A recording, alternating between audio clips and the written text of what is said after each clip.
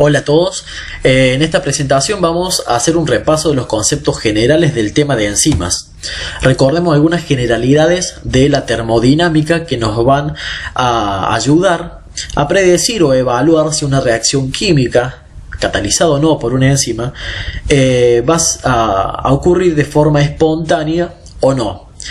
Para ello vamos a tener que tener en cuenta tres conceptos de la termodinámica, que son la energía libre de Gibbs, la entalpía y la entropía.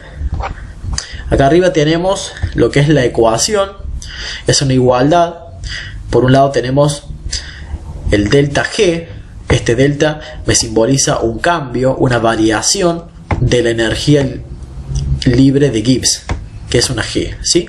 Esta es mi energía libre de Gibbs, que va a ser igual a el término del delta H, que es la variación de la entalpía, el H de la entalpía, menos este término, que es el producto entre la temperatura del sistema por la variación de la entropía o el desorden, que es la letra S, ¿sí?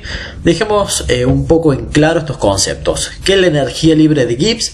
Es la energía que posee un sistema y que realiza un trabajo dentro de él, ¿sí? La entalpía, que es el delta H, o mejor dicho es la H, es la energía total, la energía que dispone un sistema para realizar un trabajo. Y por otro lado, la S, que es la entropía, o también denominado como desorden, es la energía que ese sistema pierde y por lo tanto no va a realizar un trabajo. Vamos a poner algunos ejemplos para que estos conceptos queden un poco más claros. Vamos a suponer que tenemos un sistema que va a ser esta lámpara, ¿sí? Este es nuestro sistema modelo. Vamos a decir que este sistema, para poder realizar un trabajo, va a tener una entalpía, que va a ser la electricidad que le llegue, ¿sí? La energía eléctrica va a funcionar como una especie de entalpía, ¿sí? Este sistema, que va a ser el foco, va a contener mucha energía, va a tener mucha entalpía, es decir, toda la corriente eléctrica disponible para él, para realizar el trabajo de producir luz. Pero sabemos que las lámparas, al realizar el trabajo, al producir la luz, también se libera energía en forma de calor. Esta energía perdida en forma de calor se denomina como energía disipativa, ¿sí? Y es una energía que no realiza trabajo, porque esa energía se pierde en forma de calor y no me produce luz, ¿sí? Por lo tanto, esa energía que se pierde, esa energía que no realiza trabajo, es la entropía, es el desorden de ese sistema. Por lo tanto, la energía libre de Gibbs va a ser la energía que sí realizó trabajo y produjo luz, ¿sí? Entonces, la entalpía es toda la energía que recibió el sistema, ¿sí? La entropía es la energía disipativa o que perdió y que no realizó luz, por ejemplo esta, que se perdió en forma de calor. Y por otro lado, la energía libre de Gibbs es la energía que utilizó ese sistema para realizar el trabajo, que va a ser finalmente la que produjo luz. Bien, ¿cuándo una reacción va a ser espontánea y cuándo no? Si el delta G, si la energía libre de Gibbs es negativo, se dice que la reacción es espontánea, ¿sí? ¿Por qué? Porque si nosotros aumentamos este término, es decir, si yo tengo un aumento del desorden, ¿qué va a pasar? Si este término es mayor, mi energía libre de Gibbs va a ser negativo y esa reacción va a ser espontánea. Por ejemplo, la reacción que tenemos de la glucosa, que se va a oxidar a moléculas más simples, que son el dióxido de carbono y el agua, ¿sí? Sabemos que la glucosa, que es una molécula compleja, ¿sí?, se va a oxidar a moléculas más simples, que es el dióxido de carbono y el agua. Es decir, pasamos de una molécula mucho más organizada, mucho más compleja, a moléculas más simples. Por lo tanto, estamos diciendo que el desorden aumentó. ¿Sí? Si nosotros pasamos de moléculas complejas o más organizadas a moléculas más simples, significa que el desorden aumenta. Por ejemplo, si tenemos un cubo de hielo, tenemos agua en estado sólido, este sistema está muy organizado en forma de cristales. Por lo tanto, si nosotros hablamos ahora de agua en estado líquido, decimos que este sistema pasó de un estado más ordenado a un sistema más desordenado, que es la fase líquida. Y si nosotros queremos seguir aumentando ese desorden, aportamos más energía al agua líquida y lo transformamos en vapor. Por lo tanto, el agua líquida es más desordenada que el agua sólida y el vapor es más desordenado que el agua líquida y a su vez que el agua sólida. Si el delta G, si la energía libre de Gibbs es igual a 0, la reacción está en equilibrio, y si delta G es positivo, la reacción no va a ser espontánea, sino que va a requerir el aporte de trabajo, el aporte de energía para que se lleve a cabo. Muchas de las reacciones metabólicas son reacciones acopladas, es decir, hay reacciones que van a ser espontáneas y que van a liberar energía, van a ser exergónicas, y esa energía que liberan van a ser tomadas por otras reacciones que no son espontáneas y que tienen un delta G positivo. Entonces, una reacción espontánea le aporta la energía a una que no es espontánea para que se pueda llevar a cabo. Comenzando a entrar en enzimas, recordemos que las enzimas en su mayoría son proteínas. Las proteínas son macromoléculas orgánicas compuestas en sus monómeros por aminoácidos unidos por un enlace peptídico, que es el enlace peptídico, que se produce por la condensación o la deshidratación que sufre el oxidrilo del grupo carboxilo de un aminoácido.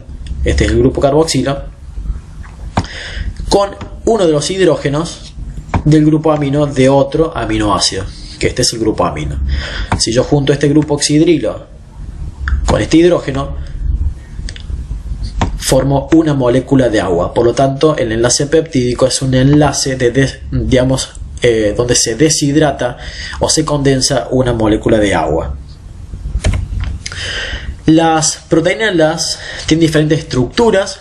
Tiene una estructura primaria que va a estar definida por el tipo y la secuencia de aminoácidos. Es decir, cuando hablamos de estructura primaria de una proteína, nos estamos refiriendo a qué tipos de aminoácidos tienes. Es decir, tienen más aminoácidos esenciales, tienen más aminoácidos ácidos, como por poner algunos ejemplos, y en qué secuencia, en qué orden se encuentran unidos. Por otro lado, hablamos de una estructura secundaria. La estructura secundaria es la misma que la primaria, pero que empieza a haber interacciones de puentes hidrógenos. Por lo tanto, la estructura primaria comienza de alguna manera a adquirir una estructura un poco más desarrollada en forma de hélice alfa o alfa hélice, que precisamente es una hélice donde los puentes hidrógenos van a estar interaccionando de esta forma, y también tenemos las láminas beta, que nos va a dar como una estructura secundaria más laminar. Los puentes hidrógenos en las láminas beta se van a ir generando de esta forma.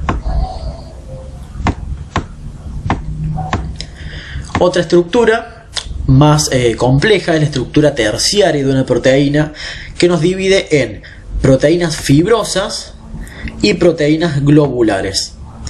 La estructura terciaria de una proteína viene de la unión de varias estructuras secundarias unidas a través de otro tipo de enlaces o otro tipo de interacciones, como fuerzas de Van der Waals, como puentes de disulfuro, entre otras. Estas asociaciones entre la estructura secundaria me van a dar una estructura terciaria en forma de fibras, como por ejemplo el colágeno, ¿sí? Entonces vamos a estar hablando de proteínas fibrosas, que la mayoría cumple una función más que nada estructural. Y por otro lado las proteínas globulares, que van a ser proteínas más esféricas o del tipo más esférica. En estos casos en este grupo vamos a encontrar a las enzimas y proteínas de transporte, por ejemplo la albúmina plasmática y otras. Finalmente, la estructura cuaternaria es la estructura más compleja que puede adquirir una proteína. Se forma por la unión de varias estructuras terciarias. Por ejemplo, la hemoglobina, que está compuesto por cuatro globinas unidas. Bien, ¿qué es una enzima? Una enzima es un catalizador biológico. Recordemos que los catalizadores son moléculas orgánicas o inorgánicas que participan acelerando la velocidad de una reacción química, pero no forman parte de esa reacción propiamente dicha, es decir, no van a actuar ni como sustrato, ni como producto, ni se van a modificar. Es decir, yo coloco el catalizador al inicio de una reacción y lo retiro tal cual sin ninguna modificación al finalizar esa reacción química. Las enzimas son catalizadores biológicos por su naturaleza proteica.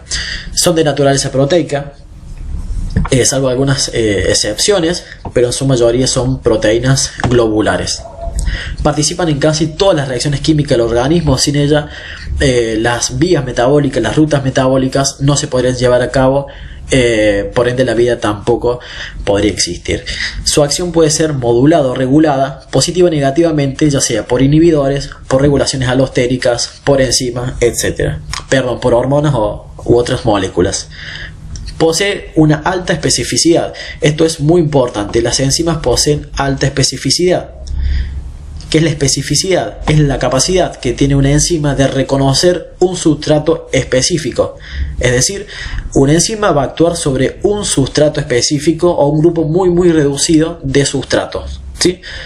No va a actuar sobre otros.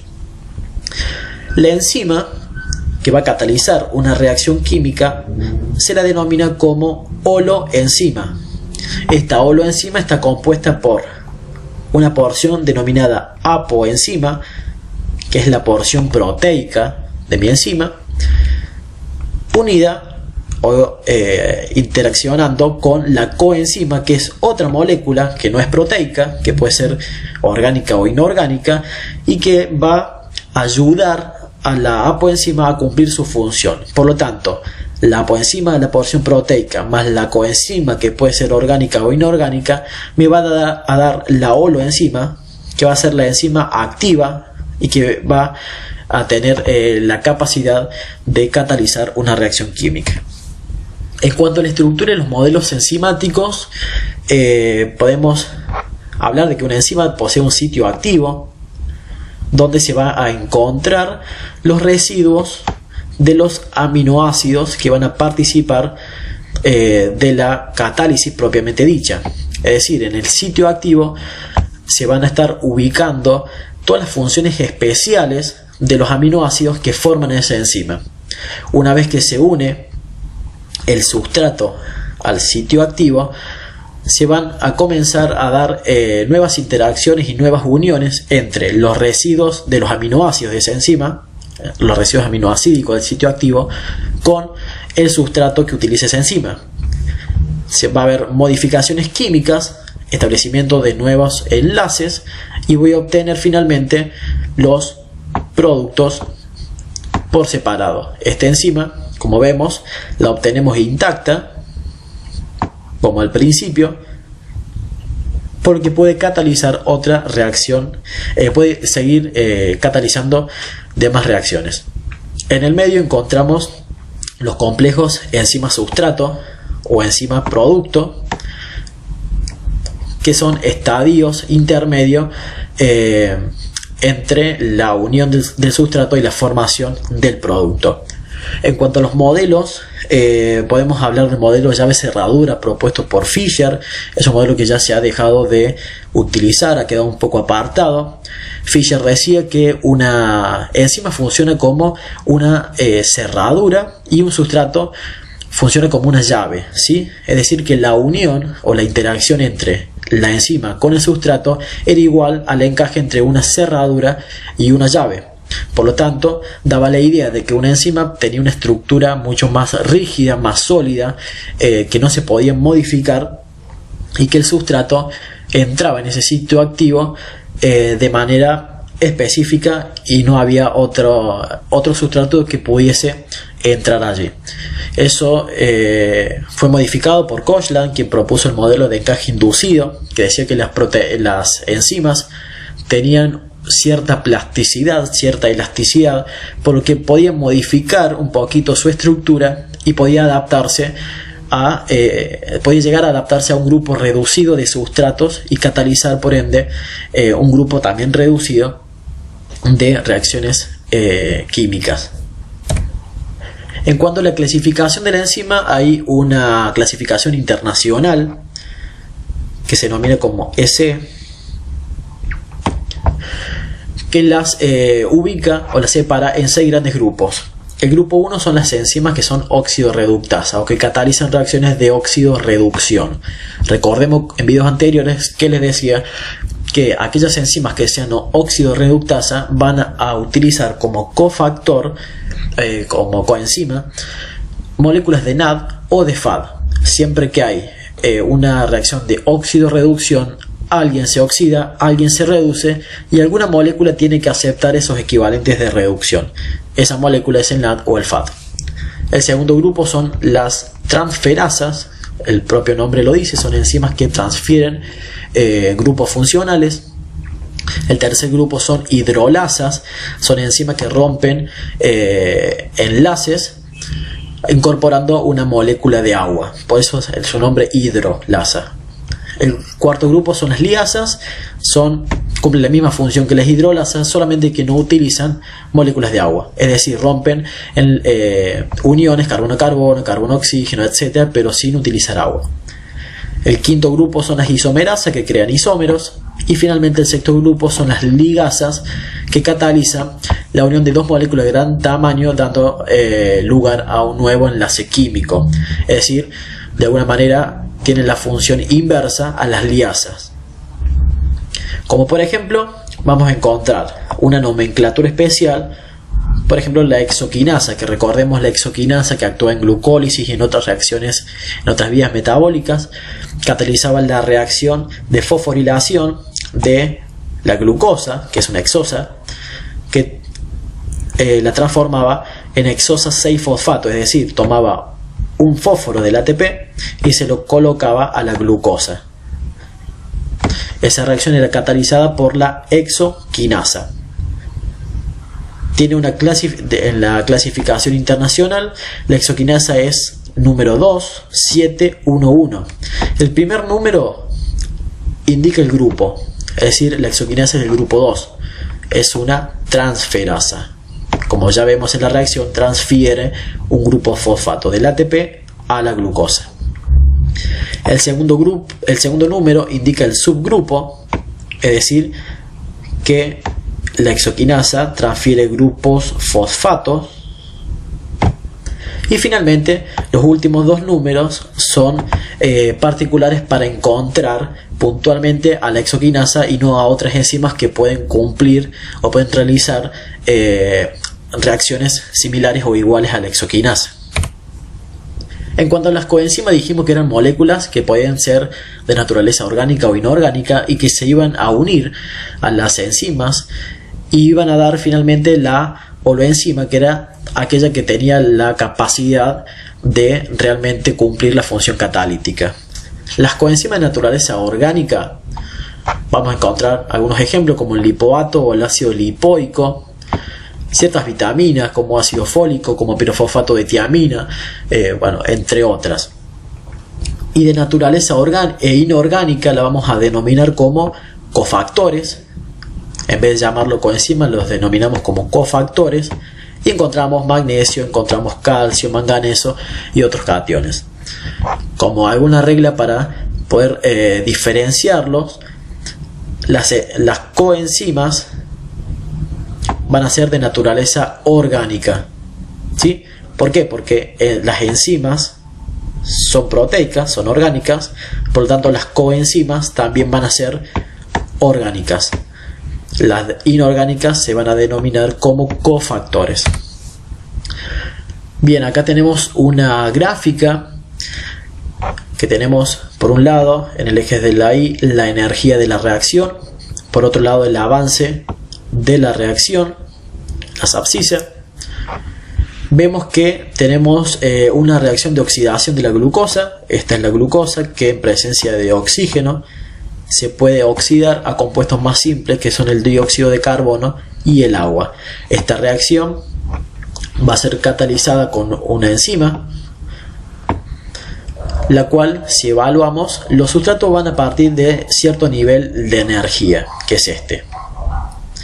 Para que la reacción ocurra, estos sustratos requieren alcanzar un nivel de energía, es este, para que se pueda producir la reacción. Es decir, una vez que los sustratos hayan alcanzado este nivel de energía, la reacción ocurre, hay desprendimiento de energía y finalmente obtenemos los productos.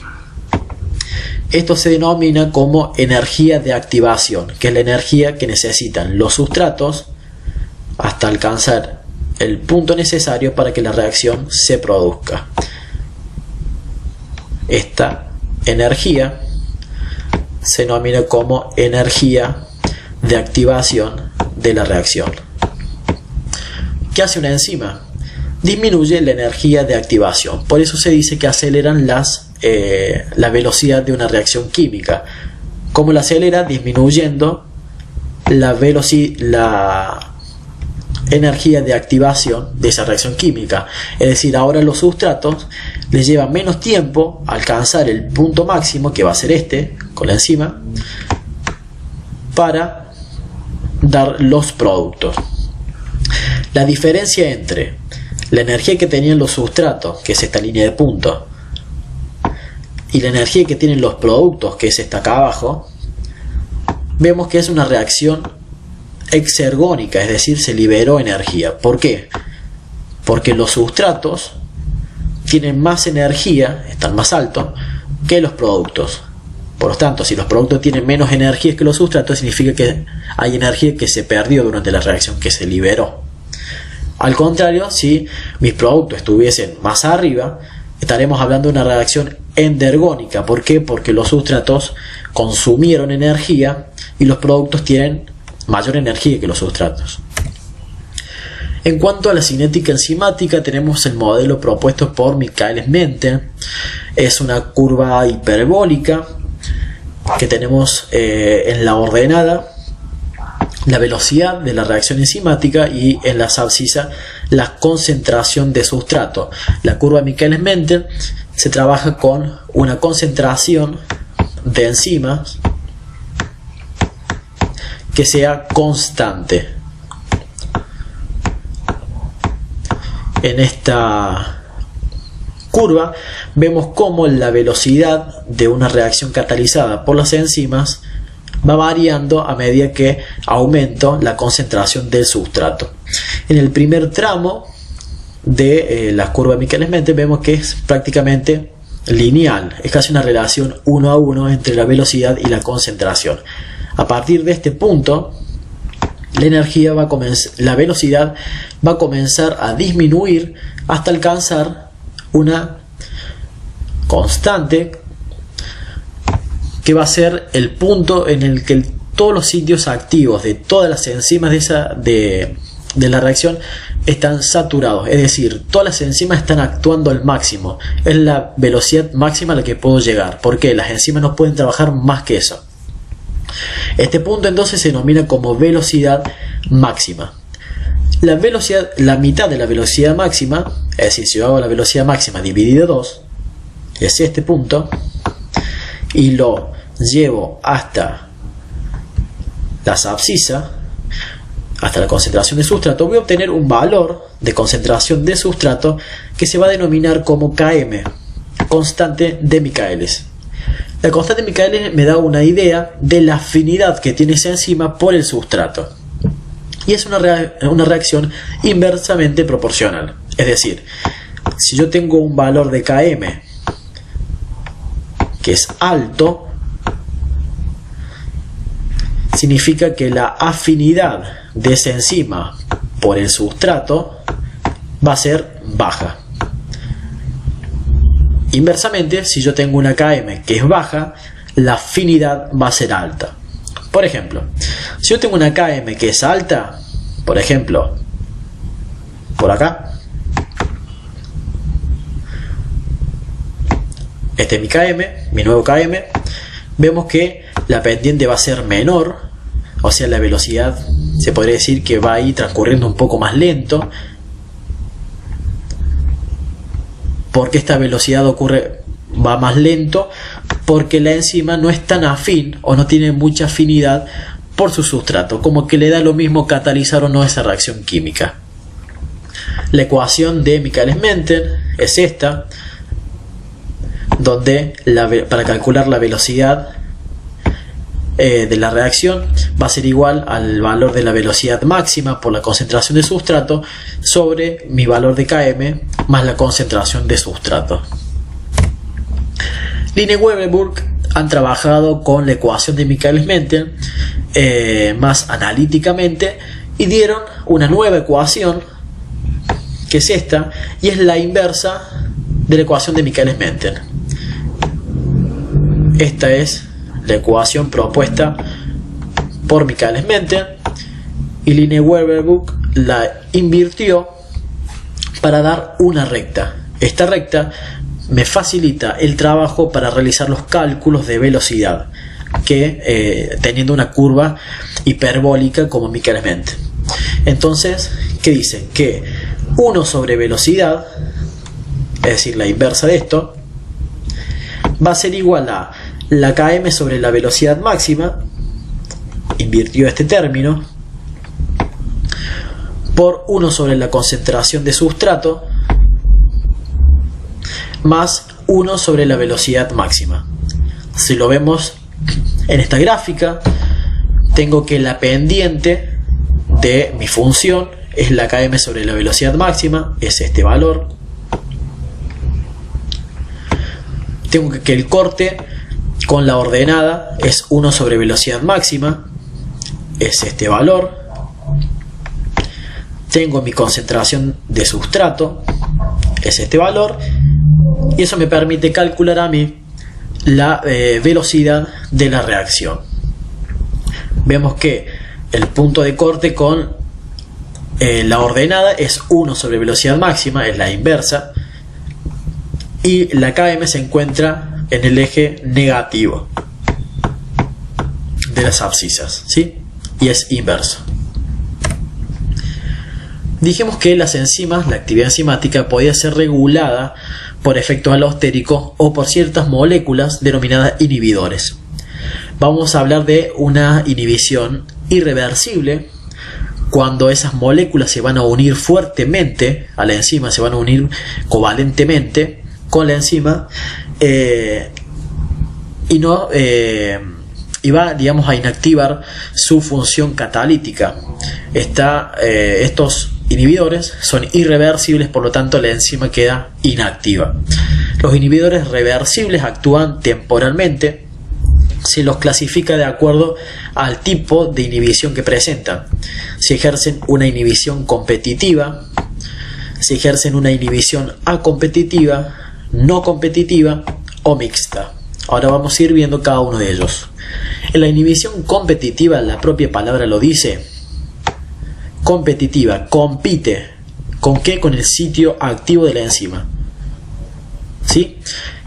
La estructura del sustrato va a ser muy similar a la estructura del inhibidor.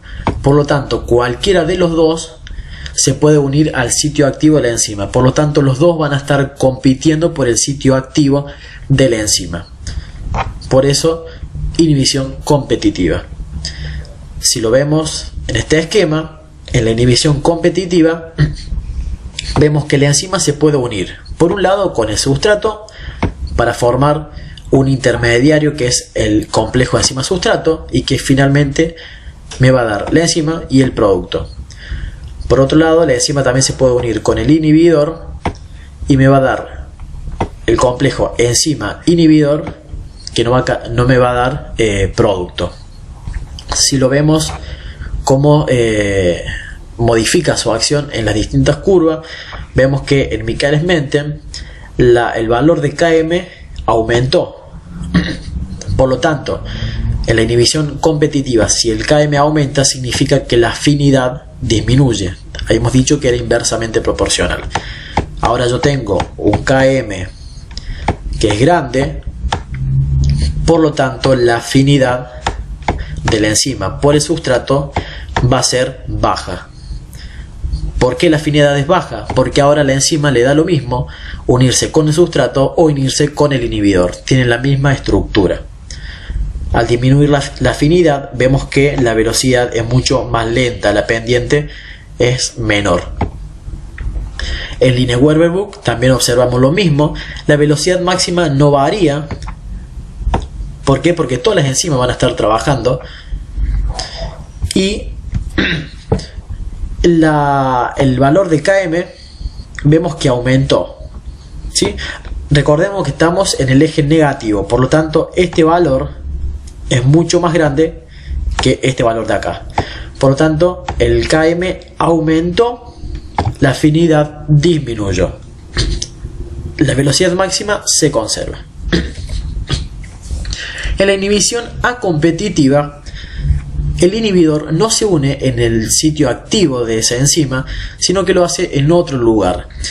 Pero la unión del inhibidor a la enzima modifica temporalmente la estructura de la enzima, formando un complejo que es improductivo, es decir, que no me va a dar producto.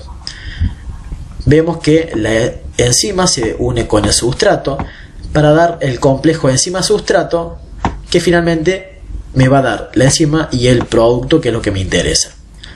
Pero parte de este complejo enzima-sustrato se puede unir con el inhibidor acompetitivo, y me va a formar un complejo que se denomina ACE o ESI, enzima, inhibidor, sustrato, que es improductivo. Este complejo no me va a dar producto. Por lo tanto, la afinidad de la enzima por el sustrato va a aumentar. ¿Por qué? Porque en este caso el inhibidor no compite por el sitio activo, la afinidad de esa enzima aumenta para con el sustrato. Como vemos en Lineweaver-Book, vemos que ahora mi valor de Km es mucho menor. ¿Qué quiere decir? Que si mi Km es menor, la afinidad es mayor. Lo mismo pasa en Lineweaver-Book. El Km disminuyó, estamos en el eje negativo, el Km disminuyó, la afinidad aumentó. ¿Por qué disminuye la velocidad máxima? Porque estamos formando el complejo ACE o ESI, que es improductivo. Ahí va a haber enzimas que van a quedar atrapadas en este complejo, y por lo tanto yo de alguna manera voy a estar perdiendo enzimas, por lo que voy a tener menos enzimas trabajando. De ahí que la velocidad máxima disminuye. En la inhibición no competitiva, la palabra lo dice, no compite tampoco por el sitio activo de la enzima. Vemos que el inhibidor se une en un sitio totalmente diferente de la enzima, pero modifica el sitio activo de la enzima. La enzima se puede unir con el sustrato para formar el complejo enzima-sustrato, y que me va a dar producto, que es lo que me interesa. Pero también tanto la enzima como el complejo intermediario enzima-sustrato, los dos se pueden unir con el inhibidor, formando el complejo enzima-inhibidor, que se puede unir todavía el sustrato porque el sitio activo no está ocupado, dándome el complejo ACE nuevamente, que es improductivo, no me va a dar producto. Si vemos las curvas de Michaelis-Menten y Lineweaver-Book, vemos que la Km no se modifica, ¿sí? La afinidad de la enzima para con el sustrato no se modifica porque el inhibidor se une en un sitio totalmente diferente, pero la velocidad disminuye. ¿Por qué disminuye? Porque nuevamente tenemos el complejo improductivo enzima sustrato inhibidor. Lo mismo pasa en Lineweaver-Burke. Vemos que el Km se conserva, la afinidad de la misma y la velocidad máxima disminuye.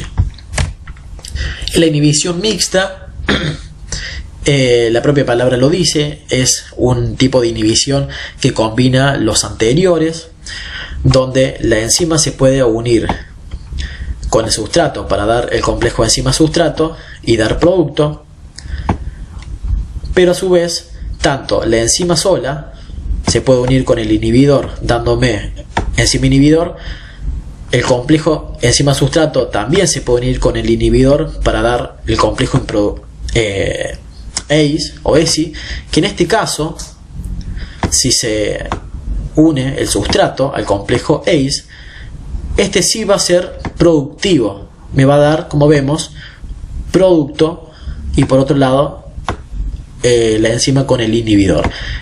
En este caso, en la inhibición mixta, el complejo, el intermediario ACE, que antes era improductivo, en la inhibición mixta es productivo, me da producto, al igual que la catálisis normal. Las enzimas pueden ser, la actividad enzimática puede ser modificada por ciertos factores, dentro de los que se destaca la temperatura y el pH. Cada enzima particular tiene un rango de temperatura y pH en el cual van a actuar, digamos, de manera óptima, van a alcanzar su velocidad máxima, su máximo potencial. En este caso vemos que es alrededor de unos 45 grados la temperatura óptima. Por debajo de eso, la enzima disminuye su actividad, por encima también.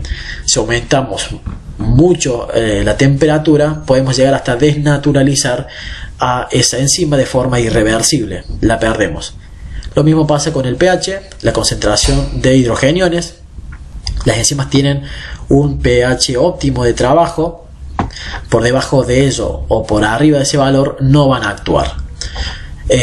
Tanto el valor de la temperatura óptima como el pH óptimo depende del tipo de enzima del que estamos hablando. ¿Qué son los zimógenos y las isocimas? Una isocima o isoenzima, también denominada, son enzimas que difieren en su estructura primaria, es decir, en su secuencia aminoacídica, pero que catalizan la misma reacción. Como ejemplo, tenemos diferentes enzimas que pueden actuar dentro de la mitocondria, como encontrarlas en el citosol celular. Ambas catalizan la misma reacción, pero su ubicación es diferente. La isocima son enzimas que catalizan la misma reacción, pero que estructuralmente su secuencia de aminoácidos es diferente. También pueden presentar parámetros cinéticos diferentes entre ellos, es decir, presentar una diferente velocidad máxima, una diferente Km o afinidad. Y los zimógenos, o también denominados como proenzimas, son precursores enzimáticos inactivos. Es decir, imaginemos que tenemos una enzima con su sitio catalítico, y este sitio catalítico va a ser, por decir, tapado con otra proteína que no le va a dejar actuar. Esto se denomina como zimógeno.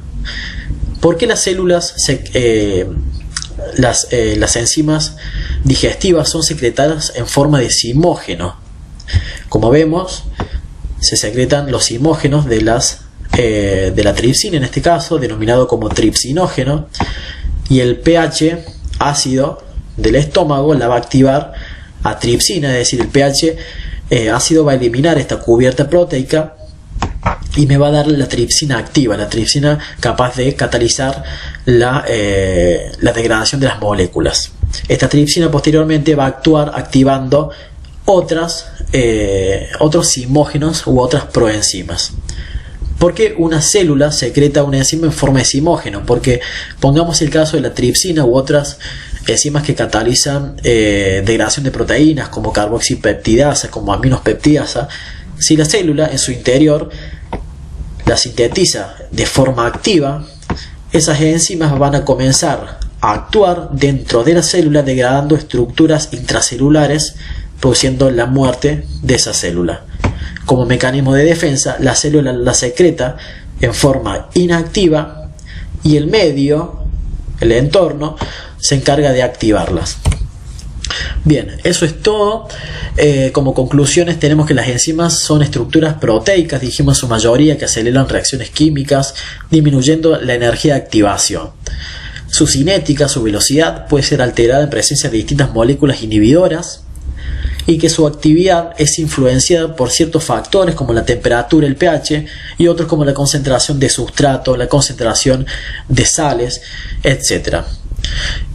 Nos puedes seguir a través de nuestra cuenta de Facebook, facebook.com/medicina bioquímica, darle like al video o suscribirte al canal. Gracias.